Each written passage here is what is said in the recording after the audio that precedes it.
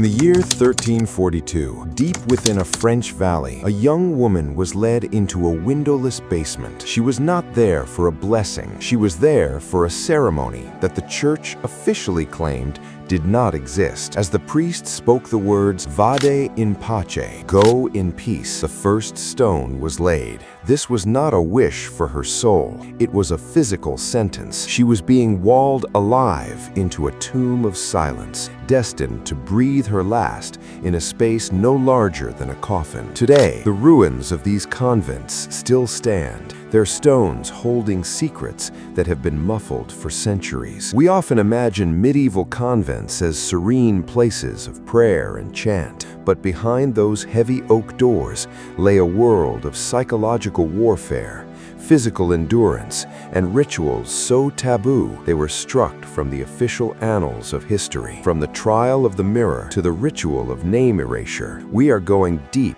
into the shadows of the cloister. These are the 10 most taboo rituals of medieval convents that the world was never meant to know.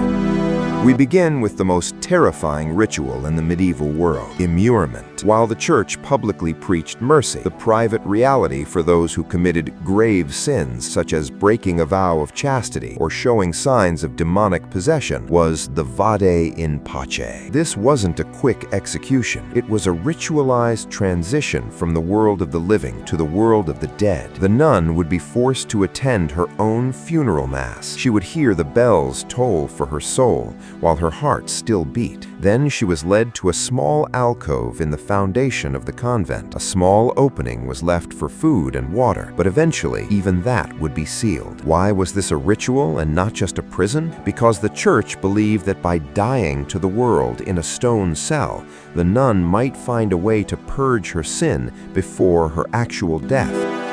In 1854, during renovations of an old abbey, workers found a skeleton standing upright behind a wall that had been sealed for 400 years. The stones do not lie. If immurement was for the sinners, the ritual of prostratio was for the proud. In the medieval mind, pride was the greatest of all sins, and the convent was designed to crush it entirely. The ritual was simple but devastating. For certain offenses, or even as a regular test of faith, a nun was required to lie face down on the freezing stone floor of the chapel. She would stretch her arms out to form a human cross. She was forbidden to move, even as the other sisters walked past her, sometimes intentionally stepping on the hem of her habit or brushing against her. This could last for hours, through the cold of winter nights. The goal was holy humiliation. To the church, the body was a vessel of sin that had to be conquered by the spirit. When a woman rose from the prostratio, she was expected to feel like nothing more than the dust she had been laying in.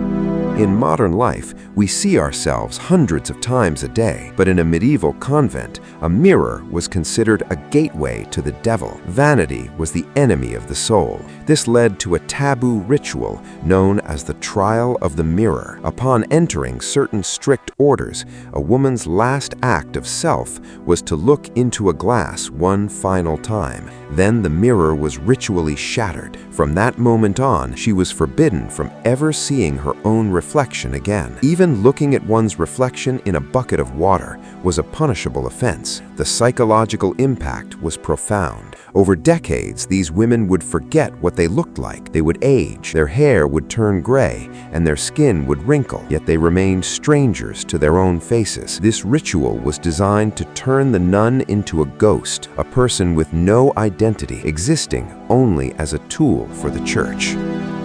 Many are familiar with the vow of silence, but few understand the ritualized system used to enforce it. In many convents, silence was not just a rule, it was a physical state of being that required a ritual to break. This was the borrowed voice. If a nun needed to speak, perhaps to report an illness or a structural failure, she could not simply open her mouth. She had to find a superior, kneel, and perform a specific set of hand gestures. She was asking to borrow her voice from God. Only after a formal blessing could she speak a few brief words. If she spoke out of turn or in her sleep, the punishment was the ritual of the tongue. She would be forced to stand in the center of the refectory during mealtime with a heavy stone tied around her neck, or in extreme cases, her tongue would be touched with a heated iron to remind her that her voice belonged to the Creator, not herself.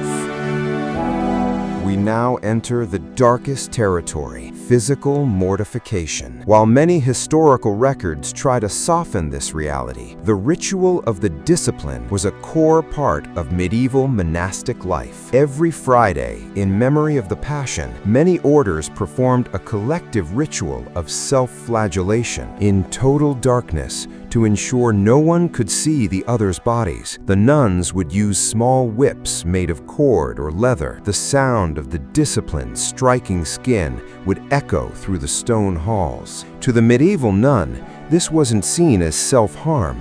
It was the blood purge. They believed that by inflicting pain on the flesh, they were releasing the bad humors of desire and temptation. This was a secret ritual, hidden from the public, because the church wanted the world to see the nuns as perfect, ethereal beings, not as women covered in scars. When a woman entered a convent, she brought her history with her, her family name, her wealth, her memories. The ritual of name erasure was designed to kill that history instantly. In a formal ceremony, the woman's birth name was written on a piece of parchment and then ritually burned or cast into a well. She was then given a new name, often that of an obscure saint, or a generic title like Sister Mary of the Sorrows. This was more than a name change. It was a legal and social erasure. Her family was told she was dead to the world. If she had an inheritance, it was signed over to the church. By the end of this ritual, the woman she used to be ceased to exist in any official record. She was a blank slate, a bride of Christ, with no past and no future outside the walls. To the medieval mind, life was merely a waiting room for the afterlife. To prepare for this, some of the most extreme orders practiced a ritual known as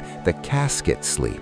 A novice would be required to spend her first year sleeping not in a bed, but in a wooden box built to the dimensions of her future coffin. Every night as she lay down, she was told to meditate on the four last things: death, judgment, heaven, and hell. This ritual was intended to remove the fear of death, but the psychological toll was immense. By surrounding these women with the imagery of the grave from the moment they joined, the convent ensured that they never felt truly alive in the physical world. Their only home was the tomb. Perhaps the most taboo of all rituals was the one that dealt with the human failings of the clergy. While convents were strictly gender segregated, the interaction between priests and nuns was constant, and sometimes those interactions led to pregnancy. The ritual was of absolute suppression. If a nun became pregnant, she was sequestered in the infirmary of shadows. No one was allowed to speak of her condition. When the child was born, it was immediately removed. In some cases, these children were left at foundling wheels, revolving doors in the convent walls that allowed someone to leave a baby anonymously. But in darker instances, archaeological digs at medieval religious sites have uncovered non-consecrated burial grounds containing infant remains. This suggests a ritual of silence so absolute that the evidence of life was simply buried beneath the floorboards, forgotten by history, but etched into the very soil of the convent. These rituals were not just about religion, they were about control. In a world where women had very little power, the convent was a place of both refuge and extreme repression. When we look at the high walls and the barred windows of these ancient sites, we aren't just looking at architecture, we are looking at the remnants of a system that sought to perfect the soul by breaking the body. The Vade in Pace, the Casket Sleep, and the blood purge were all attempts to touch the divine through the medium of human suffering. The women who lived through these rituals are gone, their names erased, their faces forgotten. But by uncovering these taboo rites, we give them back a small piece of the identity that was taken from them centuries ago. The stones still hold their secrets, and perhaps if we listen closely enough to the silence of the cloister, we can finally hear their voices. If you want to join us as we unlock the forbidden records of the Vatican in our next investigation, subscribe and tell us in the comments which of these rituals do you find the most haunting. Until next time, remember, history is only as dark as the secrets we keep buried.